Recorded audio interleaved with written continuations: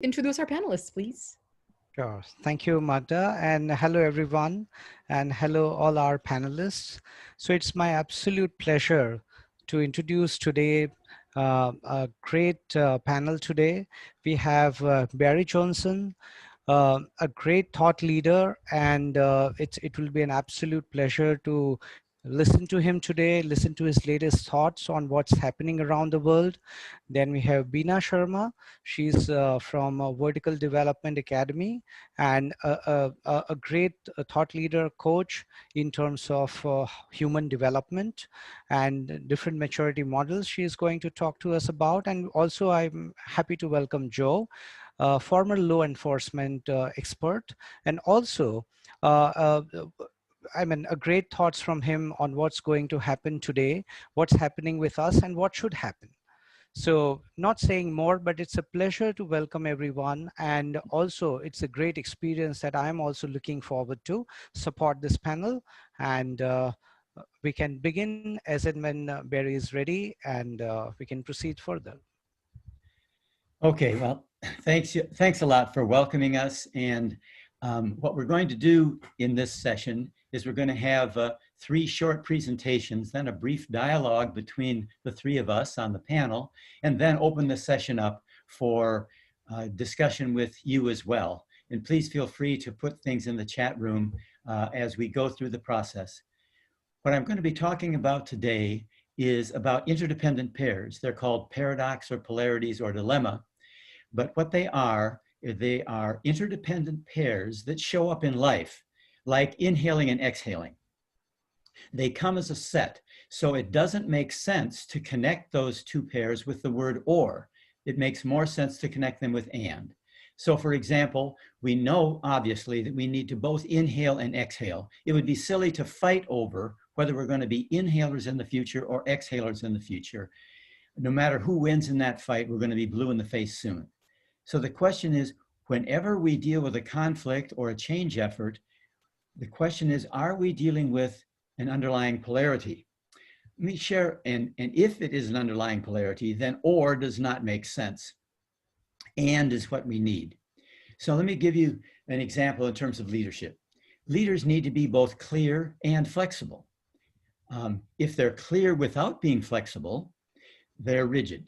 If they're flexible without being clear, they're ambiguous. So with all polarities, the objective is to maximize your clarity and maximize your flexibility and minimize being rigid or ambiguous. And that leads to effective leadership. Let me share another example in life that is an obvious polarity. We need to do both. We need both activity and rest. So for example, when we're physically and mentally active, we get a sharp mind, our body gets toned, and we get stimulated and challenged. So all of us need to be active, for sure. But if we're active without getting any rest, what happens is our sharp mind gets on overload. Our body, instead of being toned, gets exhausted. Instead of being stimulated and challenged, we end up being burned out. So activity without rest has this downside dysfunction. Now, when we experience the downside of activity, the natural self-correction is to get the benefits of rest. So we go to the rest side, we integrate our thoughts, we rejuvenate our body and become relaxed. Notice how when we're in the downside of activity, the logical place to go is to the upside of rest. But it's not a solution, it's not sustainable. If we focus on rest to the neglect of activity, we end up in the downside of rest alone. So instead of integrating thoughts, we get a dulled mind. Instead of rejuvenated body, we get out of shape. And instead of being relaxed, we become boring and lack stimulation. So with all polarities, what we have is there are 2 upsides and 2 downsides, and the objective is to maximize those 2 upsides and minimize the downsides. And or thinking does not make sense. With all polarities, it's a false choice between one or the other. Activity or rest makes no sense. So let me just use this brief introduction about polarities and focus on how we leverage these polarities. So for example, if you want to run a marathon, you are in this activity and rest polarity, and you're in a position where you can't run a marathon, but you want to be able to run a marathon. Now what you need to do is you need to intentionally, what we call leverage, the polarity of activity and rest. Now, the activity and rest polarity is available to all of us. We're all in it. But we can't all run a marathon. In order to run a marathon, you have to intentionally do this, manage activity and rest. So on the activity side, we need to increase our endurance. So we have action steps like running further most workout days to increase that endurance. But we can't just work out without having the muscles build on the rest cycle. Muscles actually build on the rest cycle, assuming that you've been active. So what we need to do to complement our running most workout days is we need to get adequate downtime between workouts. So with polarities, we want to have action steps that maximize both upsides, and we also want to minimize the downsides. So if we overfocus on activity to the neglect of rest, we're going to get muscle injury. So how do we avoid muscle injury? We pay attention to early warnings, like we might wake up some morning and feel tired. We didn't get enough sleep that night. Maybe we plan to run 10 miles that day, but we decide I'm going to cut back and just run 5 to make sure that I don't have a muscle injury. The downside of rest without activity is muscle atrophy. The early warning for muscle atrophy might be in your training regimen that you miss a workout day, and you notice that. Now, if you're on a 6-month regimen for running a marathon, missing a workout day is not a big issue. But what you can't do is continue to miss workout days. So with all polarities, what we're trying to do in this case to run a marathon, you need to maximize both upsides by running most workout days and getting an adequate downtime. And you need to avoid muscle injury and muscle atrophy. Now, I've got a story to share about this. My son, Tim, has qualified 5 times for the Boston Marathon. But one of those times, he ended up not going to the Boston Marathon because he overfocused on the activity pole and ran further and harder. And what happened is he ended up not giving himself enough downtime. And so he ended up with shin fractures. Now, what we say with all polarities, if you overfocus on one pole to the neglect of the other, first you get the downside of the pole on which you overfocus. In this case, he got shin fractures. But notice what also happens. He ended up also with the downside of rest because he was laid up in bed with his shin fractures. So he got both muscle injury and muscle atrophy. So with all polarities, what we want to do is maximize both upsides and minimize the downsides. That's how they work. And that will support you in getting to what is our greater purpose. Why manage this polarity well or leverage it well is to run a marathon. The greater purpose, by the way, comes from John Shearer's work. John was working with me between the first book and the second book. So that's the greater purpose. So now let's focus on a story, an application story with a business. We know about how polarities look and work. So I'd like you to imagine that you're on a phone call with 3 people from a Fortune 10 company in the United States. This company is located in 46 countries. And they are inviting me to come to a gathering. It's a workshop gathering where they're bringing in their top 200 people from around the world. And the theme of the gathering, it's a 4-day gathering. The theme is leading through values. And they're talking with me about what I might do with polarity thinking. And when they told me the theme, I said, oh, that's terrific, because values come in pairs. And so if we're looking at leading through values, we can look at a polarity lens and look at values coming in pairs as the 2 upsides of a polarity. And I got interrupted by the chief operating officer, who was one of the 3 in the call. And he said, wait a minute, are you saying that values come in pairs? And I said, yes, sir, I think so. So when I work with organizations and they're creating their values, I encourage them to create them in pairs.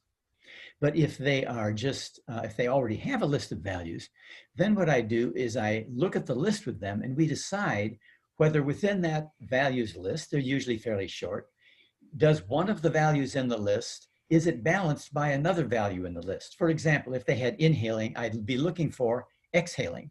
And if they didn't have exhaling, I would encourage them to add exhaling to the list, because there's nothing wrong with inhaling, but without exhaling, it's a problem. So he now says, wait a minute. If you're going to be talking with our top 200 people around our values, and you're going to be messing with our values in front of them, I want to know what you do with them. So they sent me their values. It was a relatively short list. And I'm trying to think now, the greater purpose at the top here, how might I give them a competitive advantage in this very conversation? So that's my greater purpose, and avoid the possibility that they won't be able to compete. So I look at the list and autonomous business unit shows up as a value. So I'm thinking, all right, autonomous business units. I'm going to give you 5 seconds per quadrant in the chat room to fill out the rest of this map. Because when we look at a polarity map, the objective is to first see it as a polarity and then to fill out the map and see it more clearly. So if they had autonomous business units, my question to you is, what would you be looking for on their values list, which would be a good balance to autonomous business units to keep them from getting in trouble with that autonomy? What would be the other pole, a polarity, if you will? So 5 seconds, what would be some things? Just put it in the chat room. Go ahead. So, global conspiracy, oversight, interdependent, integration across silos, collaboration, cooperative. Great, exactly. So all of those would work. So notice in 5 seconds, you can come up with something. What I came up with when I was responding to them fit with exactly what you're saying. We're not looking for a correct word necessarily, but a general theme. And you picked up on that theme, some side of coordination or system integration. So I suggested what was missing was integrated business units, like the list you came up with. Their response was, well, so what do you make of that? It was clear they didn't have anything like centralized coordination or integrated business units. I said, well, your organization is experiencing or will experience the following dysfunctions. I'm going to give you another 5 seconds to come up with what might those dysfunctions be. What they will be is the negative results from over-focusing autonomous business units to the neglect of integrated business units because they didn't have it in their values. So 5 seconds, what kind of vulnerabilities would the organization have if they over-focused on autonomy to the neglect of integrated? Go ahead. Inefficiency, integral dysfunctional competition, too much control, competition for resources, silo disconnected, Okay, mixed terrific. messages. Yep, exactly. Now, I'd like to point out what's happening is you are spontaneously, within 5 seconds, diagnosing an organization that was in multi-million dollars worth of trouble. And what you came up with fits exactly. They were having silos, isolation of business units, excess competition, and redundancies, everything that you listed. They were experiencing that. And I said, you're going to experience these things like the list you just generated. And I said, you're going to then identify it as a problem. And when you do, you're going to bring together the business unit heads from your 46 countries that you're located and your central administration. You're going to bring that group together and you're going to say, we have a problem. And then you're going to identify what you need to do as a solution, what you're going to need to do to solve this problem that you identify. Now, what I want you to do is fill in this quadrant. The solution will actually be the upside of what happens if you have, some sort of integrated business units. What would the positive results be from doing a good job of integrating the business units? Again, 5 seconds. What are they going after? Go. Increased consistency, collaboration, economies of scale, coherence, lower costs, common frameworks, clear line of sight, synergy. Terrific. All right. It absolutely works. So that's exactly what they would say. In summary, integration of the business units, collaboration, mutual support, and everything you came up with. It's a much richer collection because you've helped contribute to it. So essentially, I said you're going to identify that as a problem. You're going to get together. You're going to agree to the person to go after these upsides, including the whole list you just generated, right? Then I say to them, but you're not going to go there. Now, there's silence on the end of the phone. And I pause for a second and I say, hello. And this chief operating officer in a very gruff voice says to me, who have you been talking to? And I say, I haven't been talking to anybody about this. It's just that I know how values work and how polarities work. And he said, wait a minute. He said, I know how you came up with the silos and excess competition with our focus on autonomous business units. And I understand how you came up with the integration of the business units and collaboration, mutual support, and synergy as where we wanted to move. But did I hear you correctly? And you said we weren't going to walk our talk? And I said, yes, sir. He said, well, I want to know how you knew that because I held that meeting 2 years ago. We agreed to the person that we were going to go towards integration of business units and collaboration and mutual support. We've hardly moved an inch in 2 years. I want to know how you knew that we weren't going to walk our talk, because heads are starting to roll and we're losing millions of dollars in our inability to get there. So I explained to them that it was because it was a polarity, and then we went and had a meeting with the 200 people, and they got in groups of 6, and they generated this polarity map. They started off with these two, and then we looked at what was missing. The problem with what they had generated was not what was there, but what was missing. And they assumed that if they had a problem and a solution, is all they needed was a strategy to get it. But in fact, there was something that they as an organization were holding on to, a very strong value set that drove them to have autonomous business units in their value system in the first place. Now, so what would be the positive results from doing a good job of allowing autonomy in your business units, especially if you're located in 46 countries? This is something they were holding on to very strongly. What would that be? 5 seconds, go. Flexibility, bespoke, nimbleness, ideas, agility, innovation, freedom, creativity, Yes, empowerment. yes, exactly. Great. Notice how wonderful that list is that you just generated. Entrepreneurial initiative, speed and responsiveness, and everything you came up with. But it doesn't show up in the gap analysis. Gap analysis just has a problem with the present state, an ideal preferred future, and strategy to get there. What a polarity map allows you to pay attention to is, what might we be holding on to that we need to hold on to? What is the upside of the pole we're moving from? And what are we afraid of if we actually move to the integrated business units we claim we want, the collaboration we want? If we value the upside of autonomous business units, 99 on a 100 scale, we'll be afraid of losing it, and something we want to avoid on the downside of integrated business units. So, final thing, what would be the negative results if you overfocus on integrated business units to the neglect of autonomous business units? In other words, what would this system be afraid of if they actually moved towards integration of the business units? Go ahead. Slow down, lethargy, rigidity, bureaucracy, complacency, local focus. Okay, great, great. So what they're trying to avoid is bureaucracy and red tape and slow and unresponsive. Exactly. So you have filled out a map. You've been given essentially 25 seconds to fill out a map, the content of which and the understanding of which was costing a Fortune 10 company in the United States, located in 46 countries, to lose millions of dollars because they weren't able to walk their talk.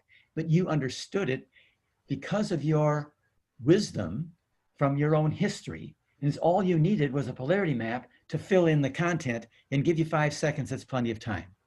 So if you want to give a competitive advantage, you need to both focus on autonomous business units and integrated business units, and you need to have action steps to do both and pay attention to early warnings for each. So some key points to take away from this. In the process of becoming awake to something and aware of a particular issue that you want to rise up and address, it will be important for you to pay attention to the fact that the problem you identify that you're aware of could be the downside of a polarity. And as you rise up to move towards the solution, you may experience a lot of resistance that will come from people who are holding on to something that is very important to hold on to. So you don't want to throw the baby out with the bathwater. They're holding on to something important, and they're afraid of going to where you're suggesting because it has a downside. If you can introduce a polarity map to the discussion, then you have an opportunity to pay attention to and leverage both poles of the polarity. So that's a quick introduction to polarities and an example of how they work in a large system. And now I'd like to turn it over to Bina. Thank you so much, Barry. I never tire hearing again about just the basics of polarities and how significant they are in terms of how we think about situations and about our life experiences. Hello, everyone. My name is Bina. I've been working with Barry's work and polarities for the last 21 years. and for the last 15 years have been focused particularly on adult development, what I might call human maturity. And I have found that polarity thinking is one of the key markers and vehicles for us developing maturity. I just wanted to mention to you, Barry, since you mentioned John Shearer's name, he's on the call today. So John, thanks for being with us. So before I begin, I just want a quick question, and you can put in your responses. I have two quick questions for you. The first is a yes or no question. Do you think some people are more mature than others? Yes or no? A similar question would be, have you encountered some people who are more mature than others who are less mature? Yes or no? All yes. Very likely. I mean, that's a no-brainer. It feels like we all know that. So we already have a good understanding of what maturity is. Otherwise, we wouldn't be able to discern or judge. So the second question is, so what are some characteristics of maturity in your view? So think about people you've met where you walked away after an interaction thinking, oh, that's a better way of looking at it than I had. Or you walked away from an interaction thinking, I wouldn't do that, or that's not supportive, or that's not healthy. Okay. Bina, we have like balance, listening skills, detachment, perspective taking, objective, empathetic, aware, great presence, understanding and level-headed, attitude, able to see beyond themselves, inclusive. Great, thank you. Both Yes, and thinking. Both and thinking. I love that. And that is the connection that I am here to make today.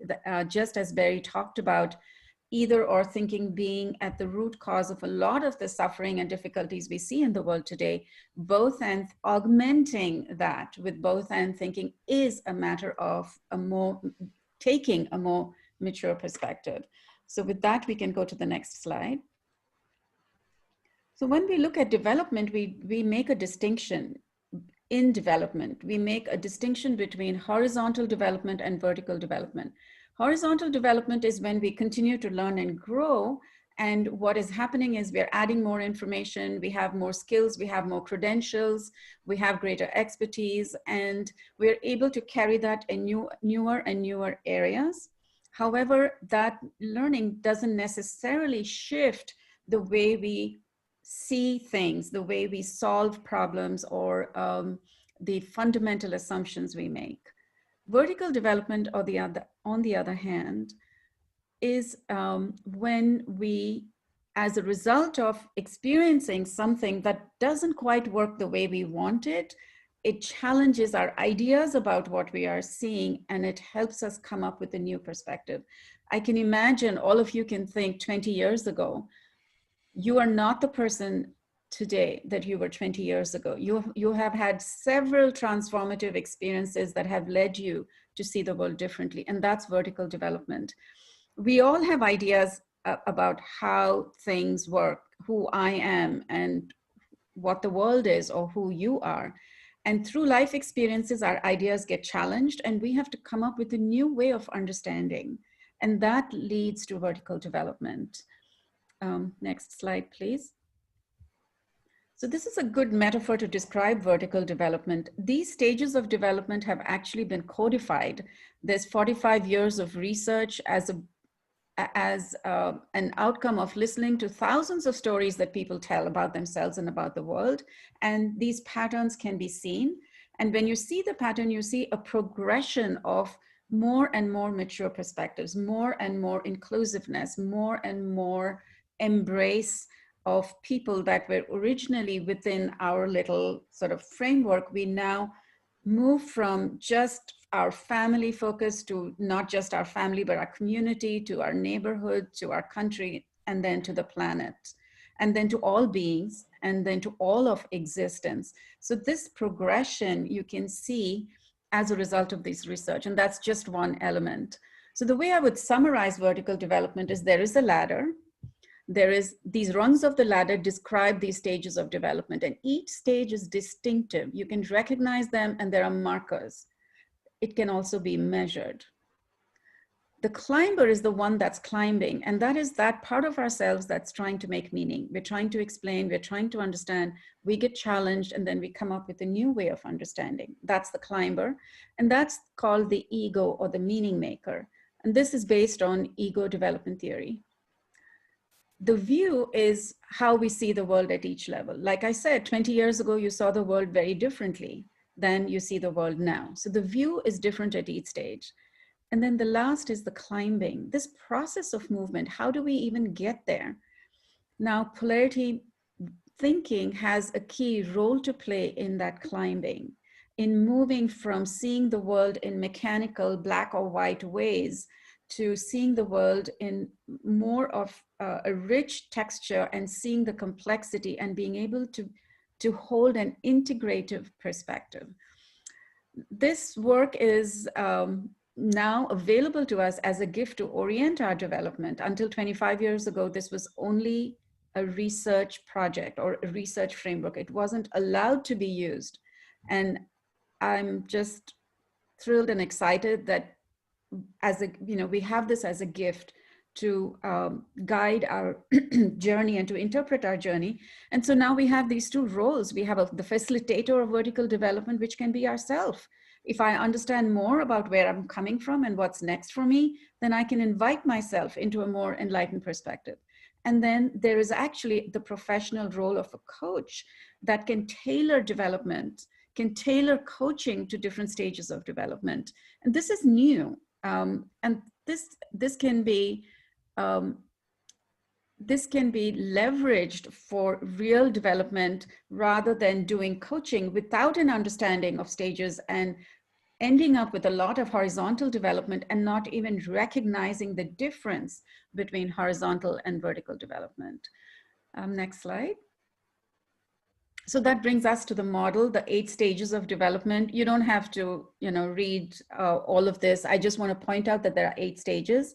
And on the left side, you can see 85% of humanity or the general population come from what is called a conventional stage, where the focus is more on knowledge, on problem solving, on predicting and measuring and explaining and discovering the rules and following the rules. Whereas on the right side, when you get past that ceiling, then people step more into wisdom, into understanding the assumptions, understanding more deeply, owning what is unconscious, seeing within, and then coming up with a more integrative, inclusive way of looking.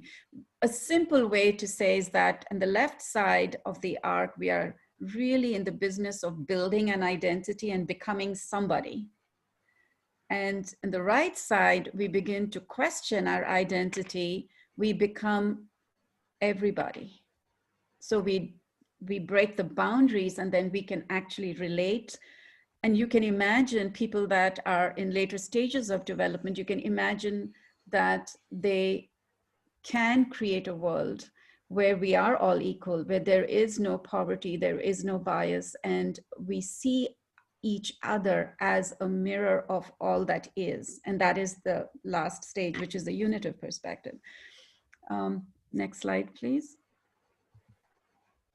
So some things we can say, I think I have 2 more minutes. Some things we can say about the general about the movement is that this sequence of development is invariant. You can't skip a stage. Nobody's born at an earlier stage or a later stage. And each stage is a transformation. Each stage is more comprehensive, more flexible. And people from later stages have greater respect for the uniqueness and difference of others. There's a greater depth of mind and heart.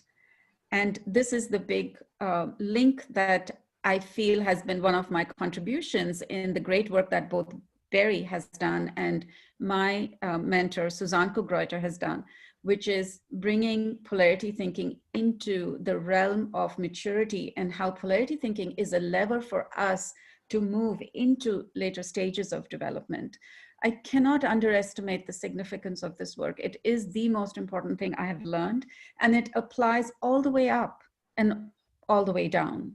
No stage is exempt from the gift of working with this framework.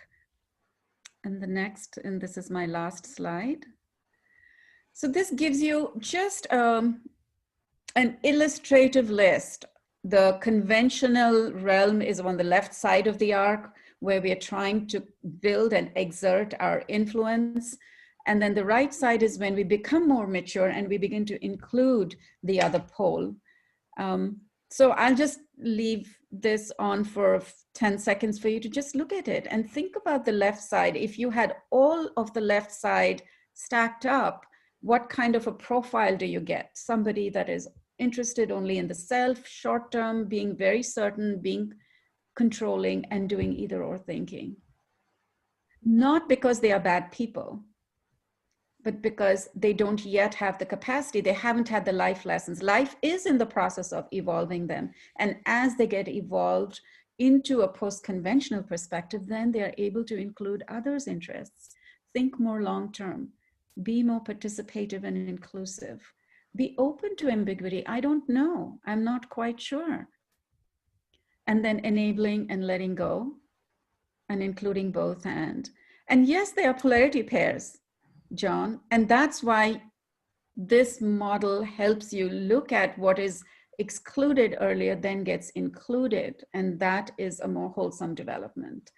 So that is, that's my piece. I'm very excited to introduce this idea to those of you who aren't familiar with this. What I have done is looked at each stage of development and the polarities that we have to navigate at each stage as a function of our worldview, not necessarily a function of our style or our personality. So if you're interested, get in touch. And thanks for this opportunity to share with Barry.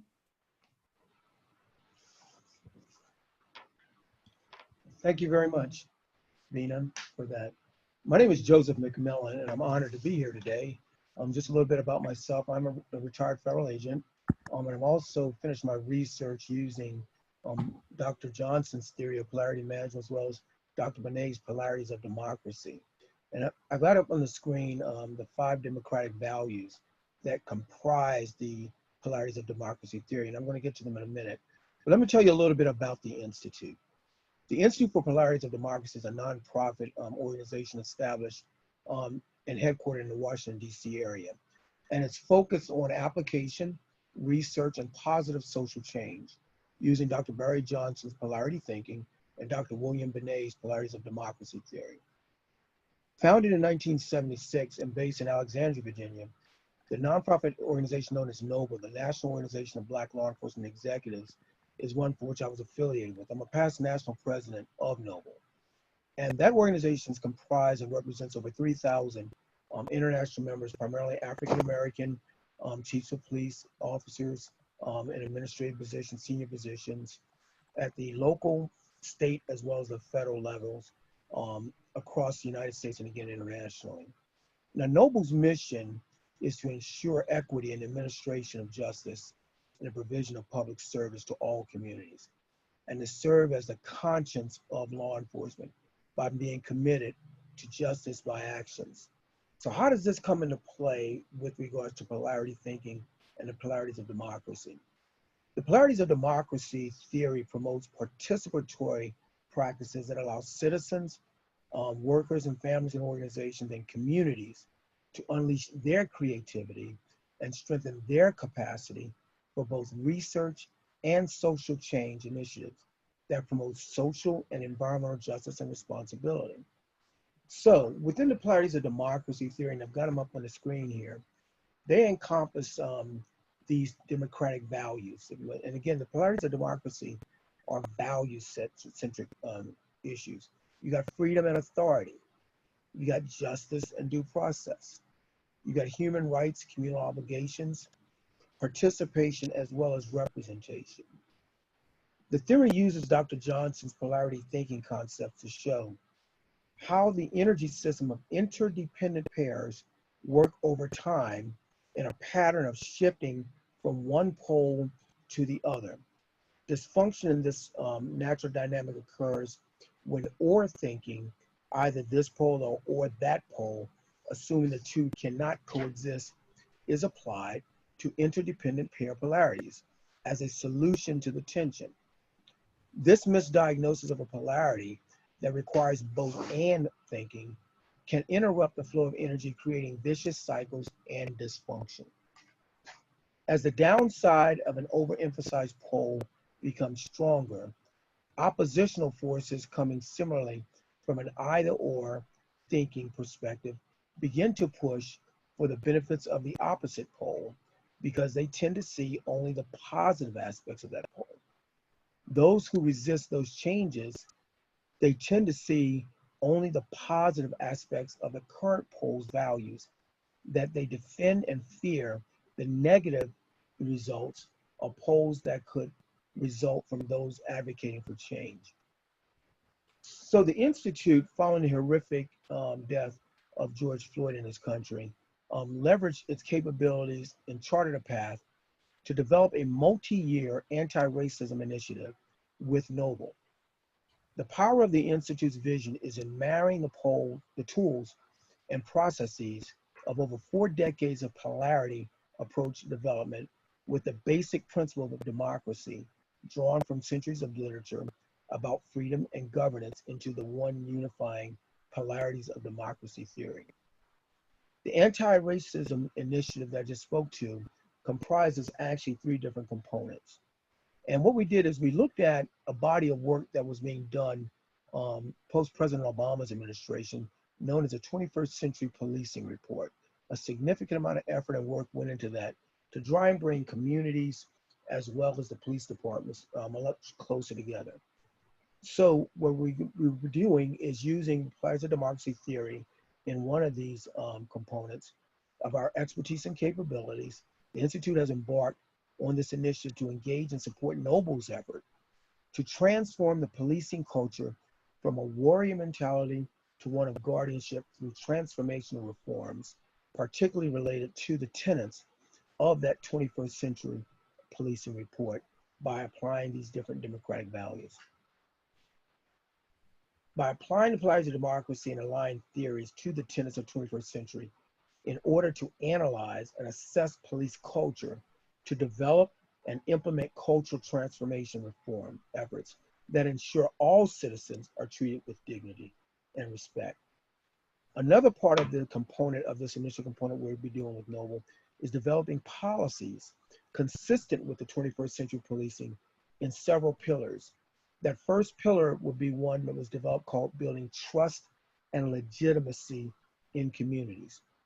The Institute views this as embracing the concept of guardianship versus the warrior mentality through effectively leveraging the positive aspects of all 5 pair of democratic values comprising the polarities of democracy theory.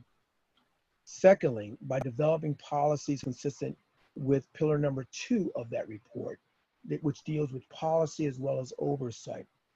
The Institute views this as an area that addresses the need for reformation of national policing standards, including but not used to the use of force, that reflects community values consistent with the polarities of democracy elements. And thirdly, with respect to that first component, developing policies consistent with the 21st century policing pillar number 4, which deals specifically with policing, crime reduction, and the Institute views this as a guiding the philosophy of all stakeholders through a collaboration between law enforcement and citizens to develop healthy, sustainable, as well as just communities through the values consistent with the polarities of democracy framework. So one of the things I'm going to do real quick is I'm just going to take you through an example of a polarity, what a polarity map might look like relative to the justice and the due process polarities of democracy theory. So if you were to have justice on one side and due process as the opposite pole in that, communities and the police might look at, on the due process side, the police community having a voice in the ongoing review of policies and procedures for discrepancies in enforcement. Now on the justice side, which would be the opposite quadrant, in the lower quadrant, it might be our police department does not treat all people in the community fairly.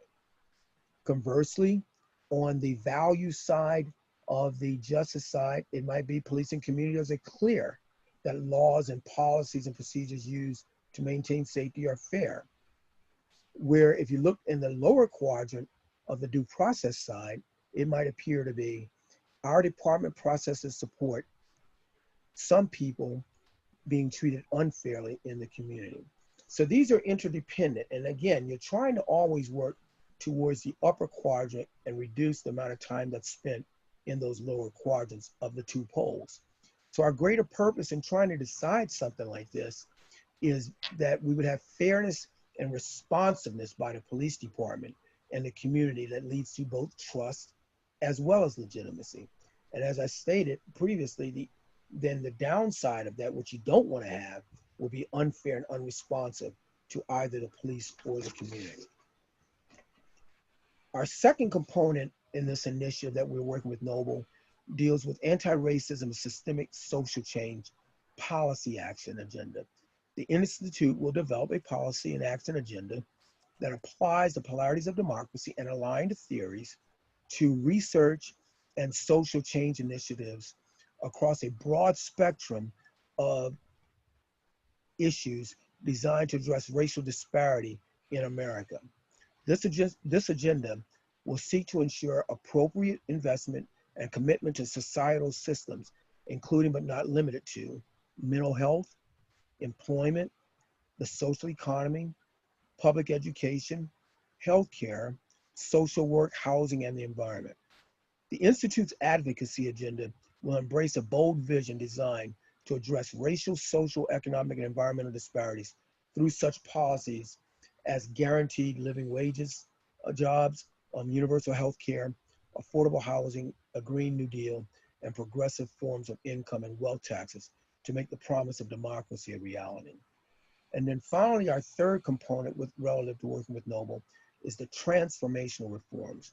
The Institute will develop a comprehensive approach that applies the polarities of democracy and align theories to organizational and systems transformation methodologies that are compatible with Noble's focus on transferring of police culture from a warrior mentality to that of one of guardianship.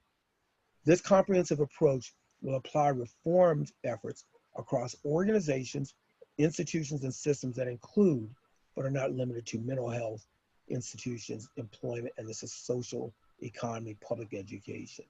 As part of the initiatives, as part of the Institute's commitment to positive social change and dedication to advancing healthy and sustainable and just communities.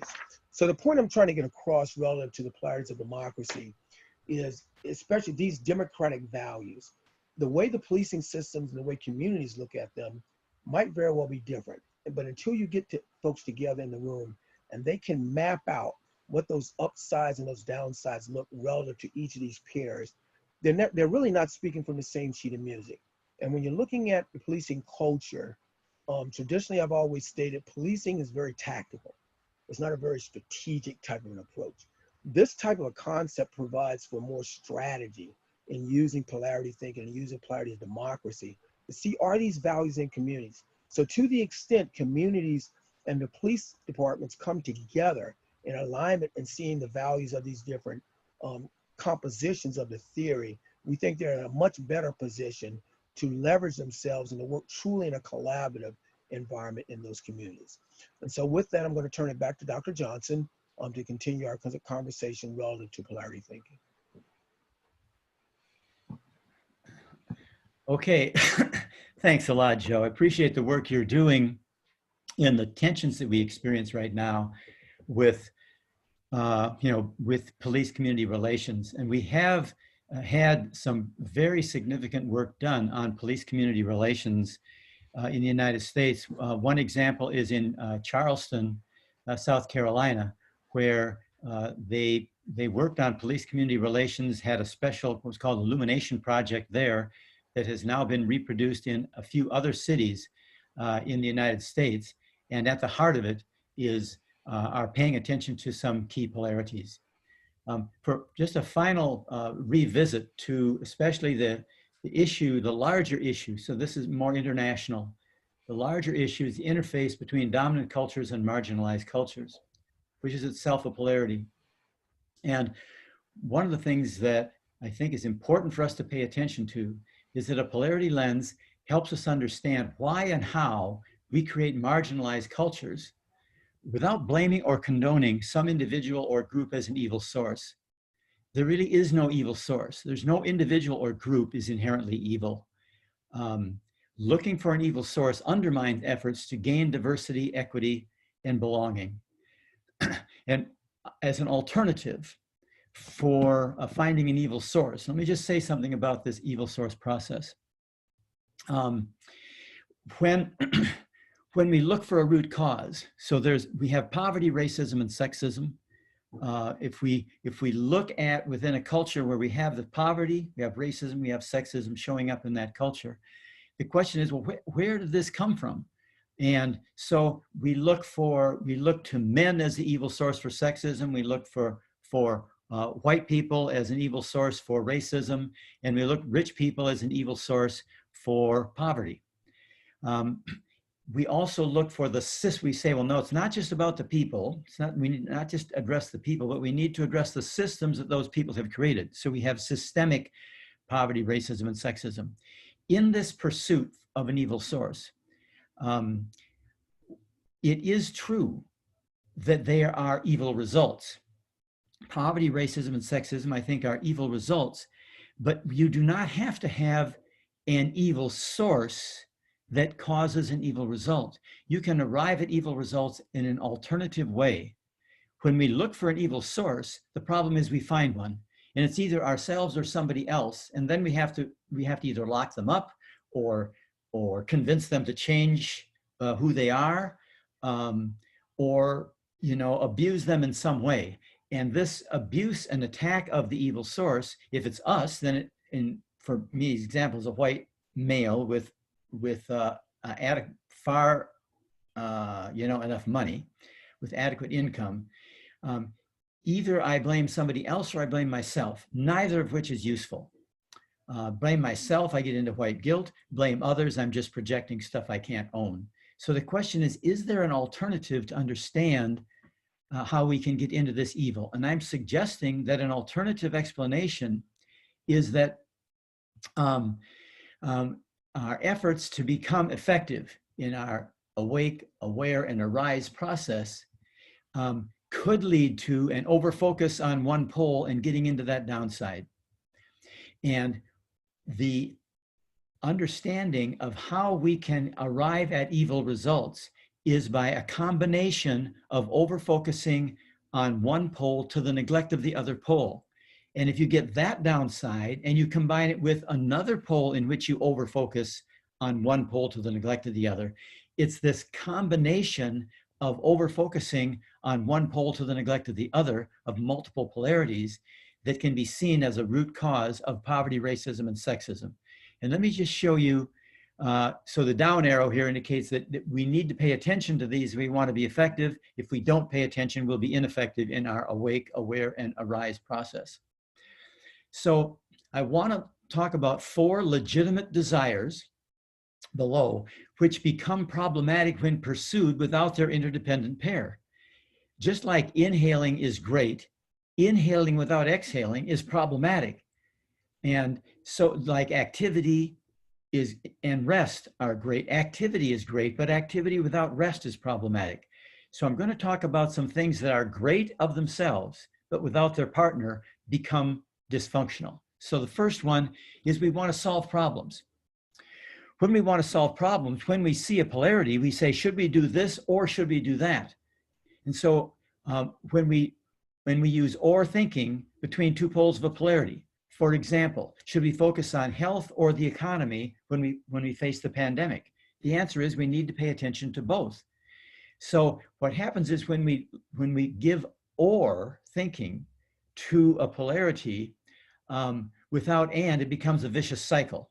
So we fight over the 2 poles when it becomes a vicious cycle, and that leads to polarization. In order to optimize that tension, we need to see it as a polarity. So what happens when we think about or without and we bring that or thinking, that's the first false choice. We've chosen or over and thinking. When we bring that false choice of or to another desire, the desire to protect. I want to protect my family. I want to protect my organization. I want to protect my country. When I consult with the United States military, their whole focus is on serving and protecting, which is understandable. And what happens is, in order to protect, we look at the polarity of claiming power and sharing power. And if we assume that we can't claim power and share power, then we find ourselves needing to claim power over in order to protect. And claiming power without sharing power becomes an abuse of power. So we end up with or thinking, which we bring to claiming power or sharing power, and it becomes, we focus on claiming power without sharing power, and that leads to an abuse of power. So for example, the United States, in its effort to claim power without sharing power, has spent more on defense than the next 7 countries have spent on their defense in the whole world. So this is all a focus on claiming power without sharing power. And when that happens, it leads to an abuse of power. Another example of this showing up in terms of poverty and racism, in the United States, we ended up, white European immigrants ended up looking at claiming power or sharing power, deciding we needed to claim power, and in that claiming power, unwilling to share it, which led to using that power, strong military power, to claim land, to take from native peoples, and we claimed power over Black people who were coming in shackles to our shores, and we claimed power over them in order to work the land for free, or for just essentially unpaid room and board. So we ended up instituting slavery as a way to claim power and end up putting Indians on reservations and claiming power over slaves. This is obviously an abuse of power. The next thing we do, the next thing besides protect, is to provide. So all of us want to provide for our family, care for them. But when we look at providing and we bring our power that we have now won, we've claimed that power, and our or thinking, we bring that to the notion of, can we have abundance for some or basics for all? We end up having gross inequality. The fact is, we can have abundance for some and we can have basics for all. But if we bring our either or thinking and our power to the question about abundance for some, we end up perpetuating the power over that we generated in the first place. So the very reasons that we wanted to claim power in the first place, because we needed to protect ourselves, we also now use that claimed power to both secure our abundance and to maintain it. The final thing is belonging. And in the area of belonging, all of us wants to belong, and we usually choose a group. We have a group we were born in, a group that we decide is our clique, our tribe, our country, whatever. But in our effort to belong, what we do is we identify what are the rules, what are the requirements to belong to this group. And the underlying polarity here is justice and mercy. What happens in our effort to belong is we look at what are the rules that require us to be a member of this group. And we establish those rules, and the assumption is that if some rules are good, that more rules are going to be better. And rules without consequences have no meaning. So we end up saying, well, if some consequences are necessary, harsher consequences will be better. What happens where we're headed with this is harsher and harsher rules in order to belong, and more and more rules and harsher consequences. This leads us to doing things like stoning a woman to death for being pregnant out of wedlock. It leads to us being extremely cruel and self-righteous about it. So how did we get there? Well, we got there by wanting to belong and by believing that laws are important and that consequences are important. But when we have justice without mercy, it leads to self-righteous cruelty. And this combination of focusing on or thinking and solving problems, claiming power without sharing power, having abundance for some without basics for all, and looking at justice without mercy, that combination is the basic root cause of poverty, racism, and sexism. And how do we respond to that? How do we address that? We need to supplement or thinking with and thinking. We need to both solve problems and leverage polarities. We need to both protect and claim power for ourselves and share power with others. We need to provide for some and provide basics for all. We can provide basic education, basic healthcare, basic housing, basic jobs with a decent pay. We can provide basics for everyone, and we can keep our nice houses. The assumption is that we can't have both a nice house and provide basic housing for everyone. In fact, we can. It just requires both and thinking. And finally, we can have justice with mercy. As Desmond Tutu said in his book, No Future Without Forgiveness, all of us need to have both justice and mercy. We can belong to our unique group, and we can belong to the world and and all of common humanity. So the above four polarities seen as problems to solve are a root cause and perpetuator of poverty, racism, and sexism.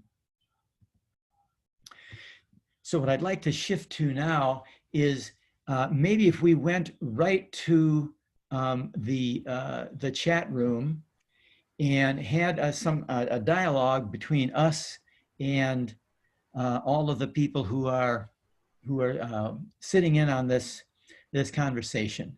So are there questions or insights you have for one of the three of us, or all of us?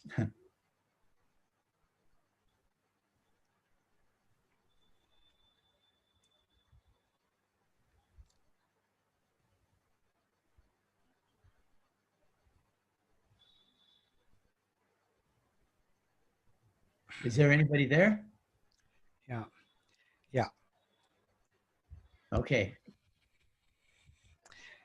Yes. So, okay, there is one question.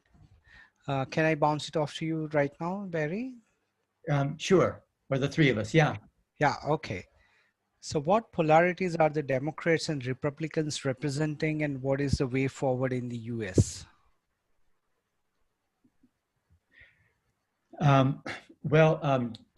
Two of the polarities that the Democrats and Republicans are struggling with right now.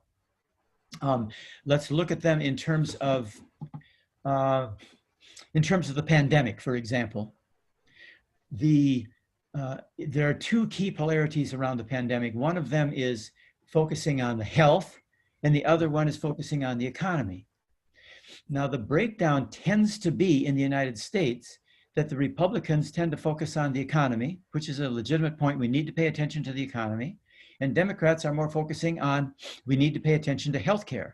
Now, obviously, we need to focus on both. But when you see it as an either or proposition, then that's what leads to an extreme difficulty. So for example, when we got into the recent administration, Republicans took over after the Democrat Obama administration. During the Obama administration, there was set up for healthcare an organization that was designed to anticipate and watch for and respond to pandemics. That healthcare system that was built into our government on the healthcare side was seen as not cost effective when Republicans came in, when President Trump came in.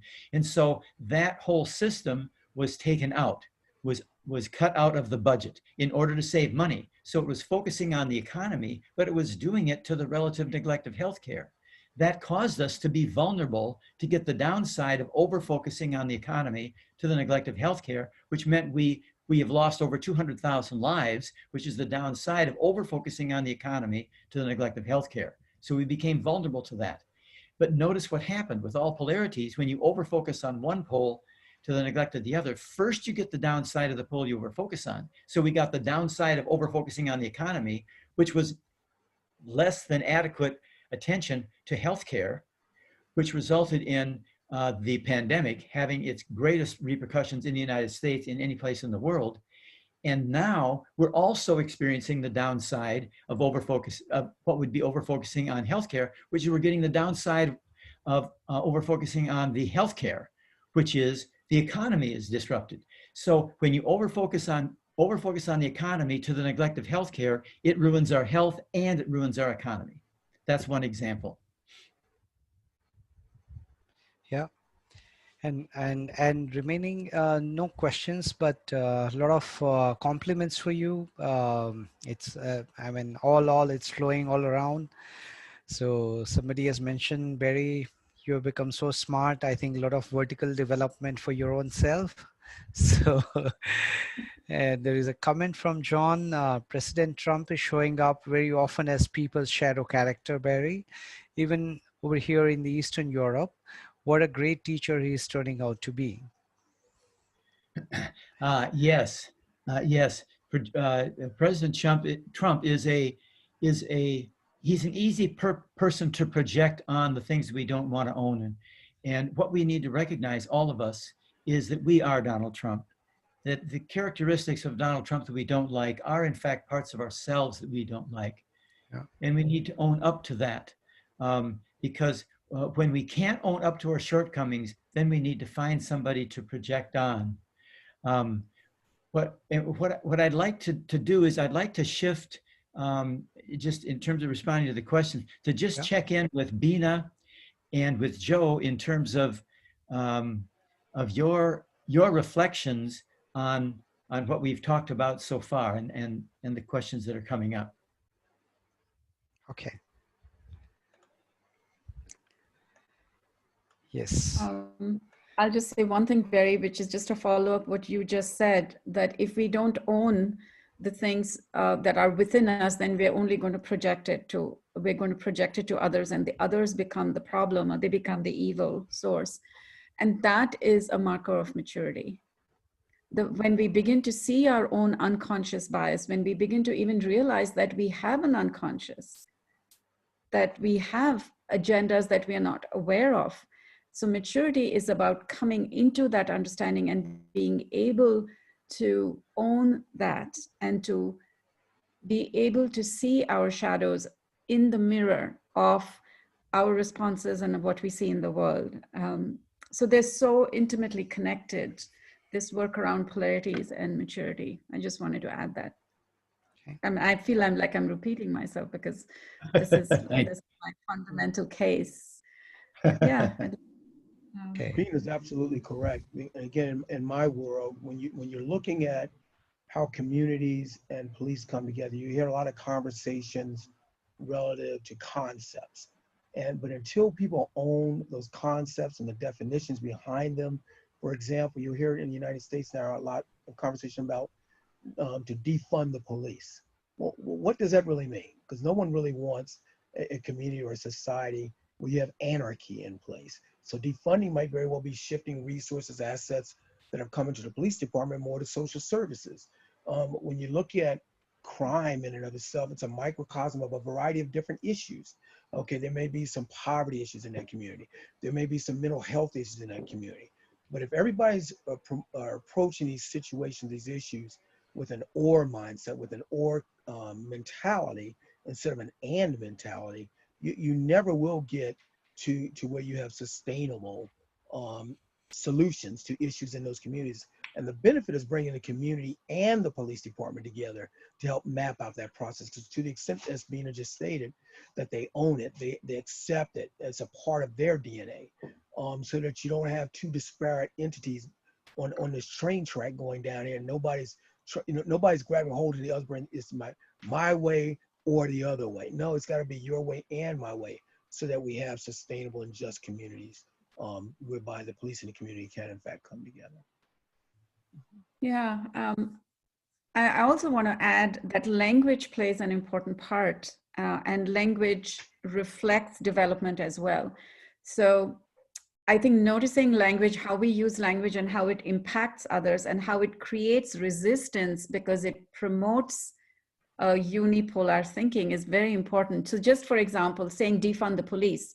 If you say defund the police, you are going to get resistance from people who recognize that the police need to be funded. I mean, it's a no-brainer. There's no question of defunding the police. But it just sets up that opposition. If the motto instead was fund development, fund awareness, fund education, fund community, then you're augmenting, you're looking at what's missing, you're not trying to take away what has value. Absolutely. Okay. There is another question. Joe, would you like to respond to that before I go to the next What was question? the other question? Yeah. So the question is from Manikantan: Is polarity same as plurality? As a plural society, don't we have more than this versus that? I'm gonna actually let Barry answer that one. Sure. Yeah. Yes, we do, and we talk about multarities in that case. So it's a great question. So when we move from the situation where it's either this or that, and so we're in the world then of independence. So this is independent from that. Is this my hand or is this my elbow? Well, we're distinguishing this from that.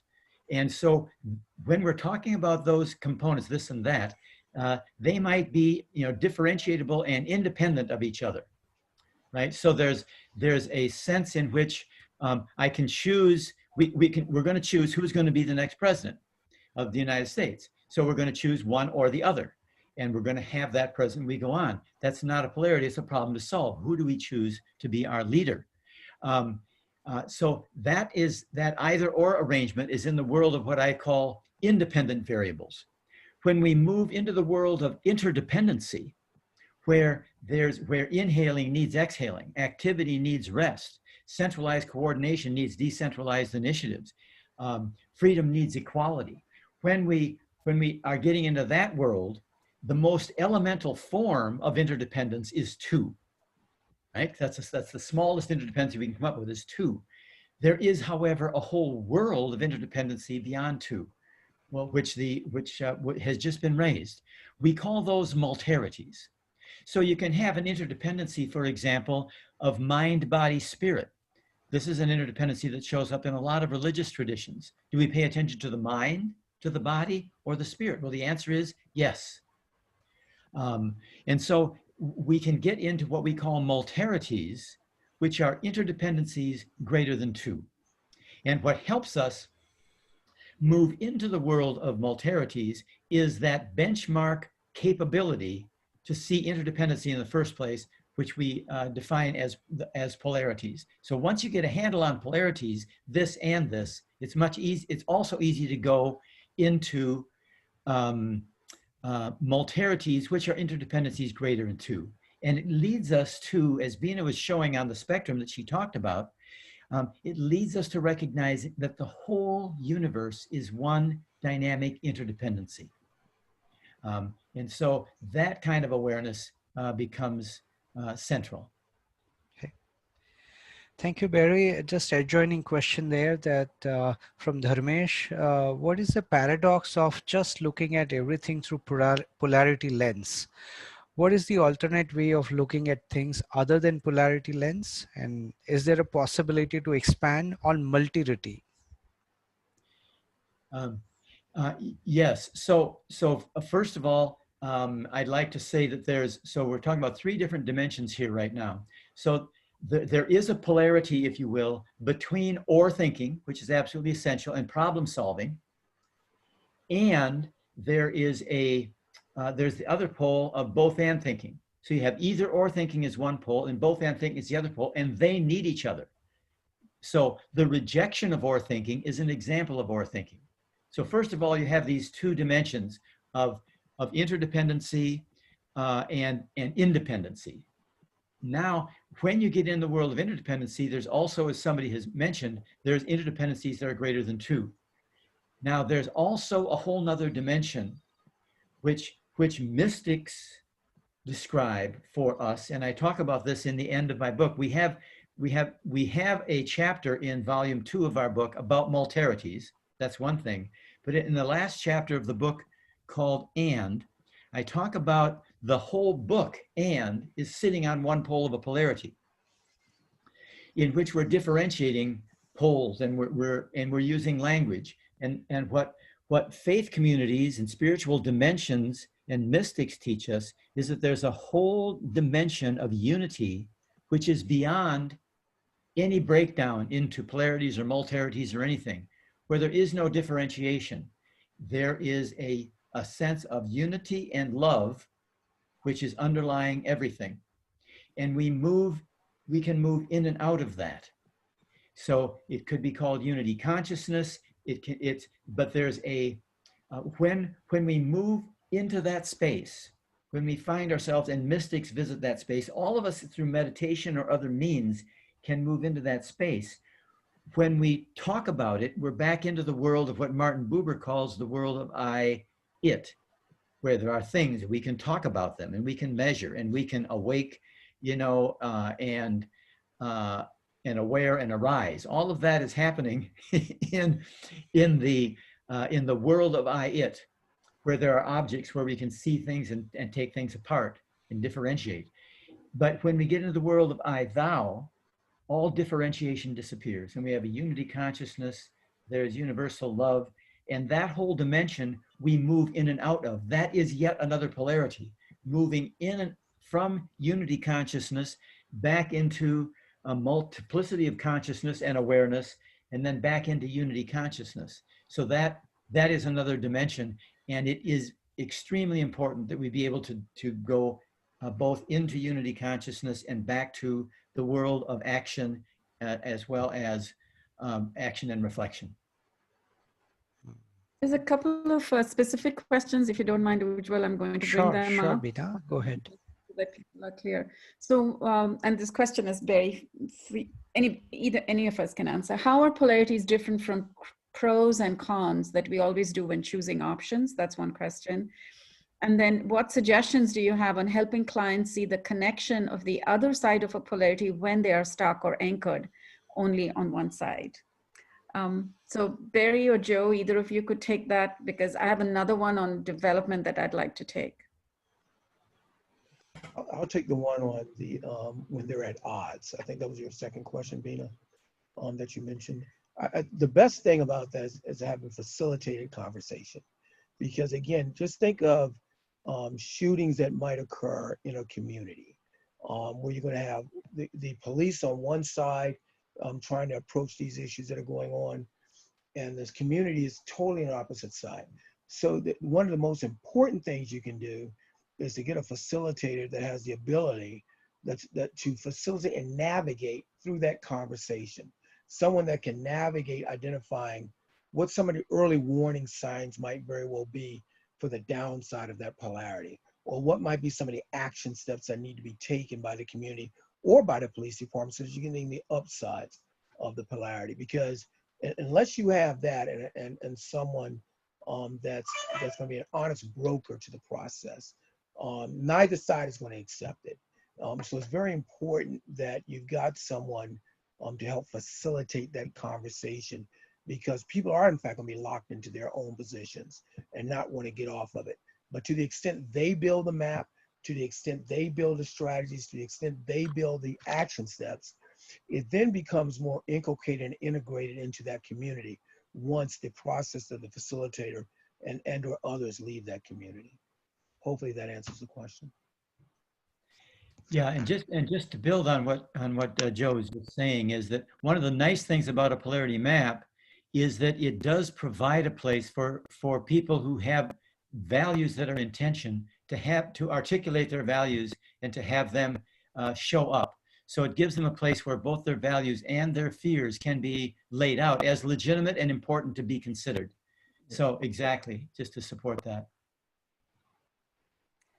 And Barry, you want to point to the differences between the pros and cons as opposed to polarities, the pros and cons of a particular situation. Yes, it depends on. So for example, if you're making a choice and you've got some ambivalence, should I go to graduate school or should I go out and get a job? I'm just finished college. Should I go to graduate school or get a job?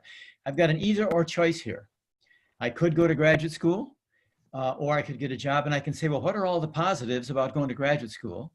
And what would be all the positives about getting a job? I'm using those positives, or what's the problem if I go to graduate school? What's the problem if I get a job?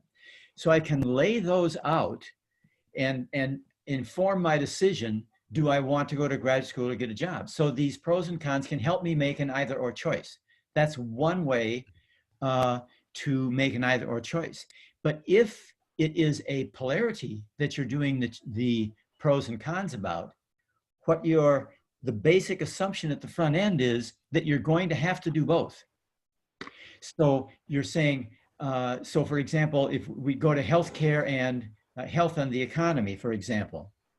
So what we are saying is, what are the benefits of going after making sure we have a healthy economy, and what are the things we can do to make sure we have a healthy economy? And what are the things that would help us make sure we have a healthy citizenry? And how do we take care of healthcare? So how do we take care of the economy? What can we do to help that? And what can we do to take care of the health of our citizens? Because we're assuming in that exploration that we're going to have to do both. And so it's not using the either or to make a choice between one or the other. We're looking at the positives in terms of what it is we want to go after in both of them, because we can, in fact, need to do both. So that's the difference. Using a polarity map to decide an either or choice, you can do it, but it's sort of like using using a Stradivarius violin as a conga drum. You can use it that way, but that's not what it's intended for. Mm-hmm. So a polarity map is intended actually for helping you look at issues in which you have two interdependent variables and that you need to maximize both. Thank you. I can now take the question on the vertical development from Joy Marie about how can we nurture this both and leading to vertical development in ourselves and in leadership. So I can give you some general guidelines. One is to look for the wisdom in the view that's opposite to yours. Look for the wisdom in somebody that doesn't agree with you and try and understand what is the value that they're offering. In terms of self-awareness, becoming aware of my own patterns, the assumptions that I'm making, and what are my preferences. So when I prefer something, I'm rejecting something. And so what is it that I'm preferring? What am I rejecting? And is there value in what I'm rejecting? And how can I hold a both and perspective?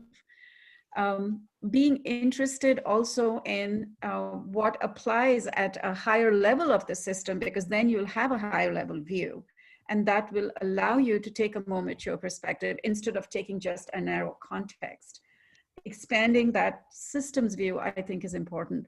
And mostly to be willing to see that there are things about myself that I don't know, as somebody said. I think, so these are some ideas. And I think the last one I'd say is, personally, one of the biggest developmental levers is to move towards what's difficult, to move towards what's painful.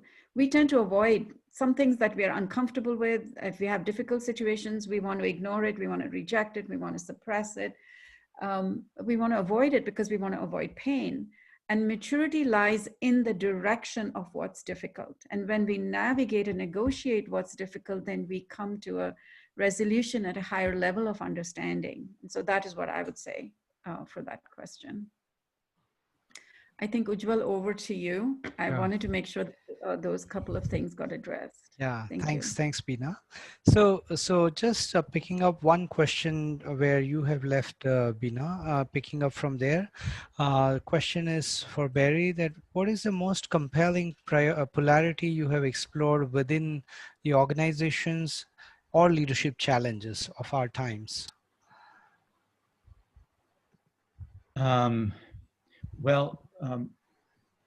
The one of them is stability and change.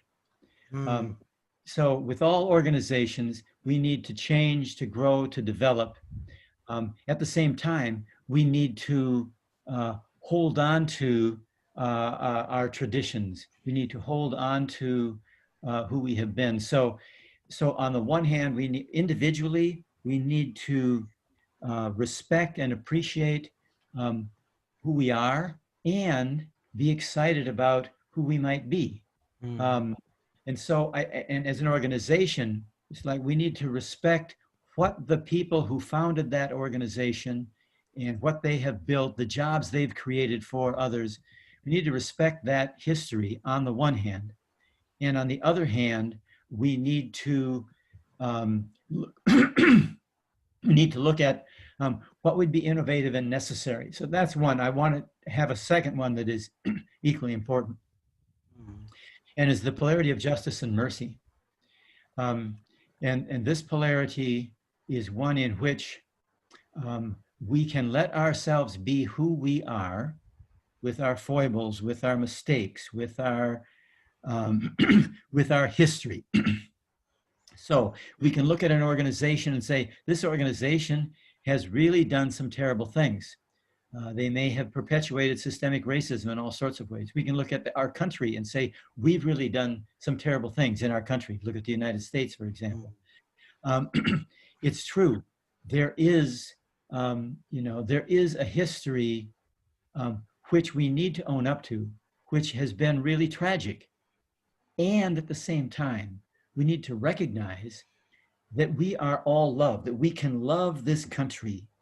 I can love my country, which I do deeply, and I can acknowledge that we have a history of warfare, of racism, of sexism, of poverty, which is are things that we need to own up to, we can acknowledge, and we can love our country at the same time. We can look towards a future in which we try to live out the best of ourselves and the best of our creed. And we don't have to project our own shortcomings onto anybody else. We don't have to project the shortcomings of the United States onto Russia or onto Germany or onto somebody else. We can own up to our shortcomings. So I think those are the two that are really important. And in relation to the part about justice and mercy, another important piece about seeing polarities. Seeing polarities is a way to see people more completely. And one of the things that my mentor Jack Gibb explained to me a number of years ago is that if we can see a person, if we can see a group, if we can see an organization or a country completely, love is a natural byproduct. And so that justice and mercy polarity is very important. And so when I find somebody, like Bina said, with whom I disagree, whose policies I think are absolutely outrageous, what I can know going in is I might stand against those policies, racist practices and policies. I may stand against them, and at the same time, I can know that there but for fortune go I, and that some of those inclinations are actually a part of me as well. Need to own my own racism and sexism rather than just project it on other people or my country, so that the whole justice and mercy is fundamental. Great I wanted to insights. jump on. Yes, Bina. If you don't mind, it's a very juicy question and a simple one. This is from Anuradha. How may you help deal with a client who is stuck with being in control and is not looking at letting go for organizational growth? It's a great question. And then I'd invite Joe and Barry to add also. So one of the realities or principles of the polarity dynamic is that if you overfocus on one pole, then over time, you will undermine the very thing you're looking for. So if there's a person who's trying to keep control and keep control and keep control and not be able to let go over time, the little control that they have, they will lose.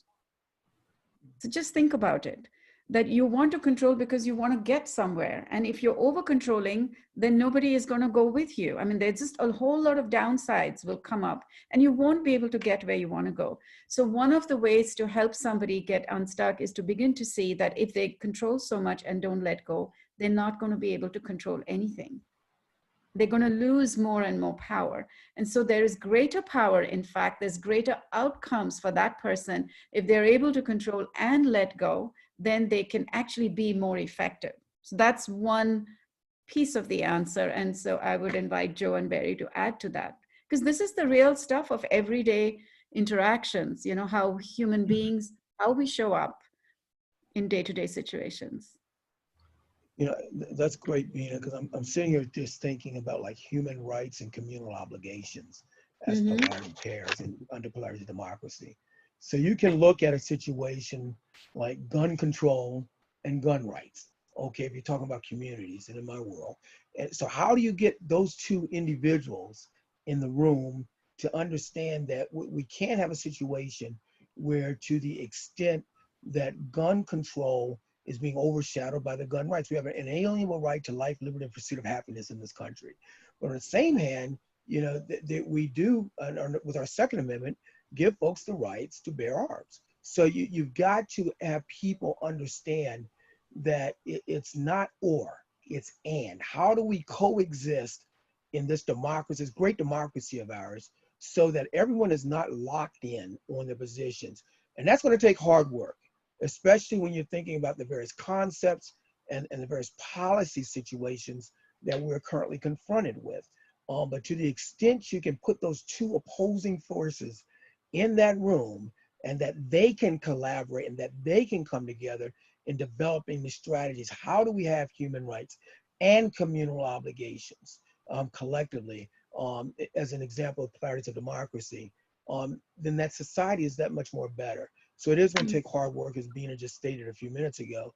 And for such as a time as this, as I said, and right now our world, our society is begging for solutions to help get them to the table and identify how we navigate these dilemmas that we got and for which we're confronted with. And Barry, you're the sensei.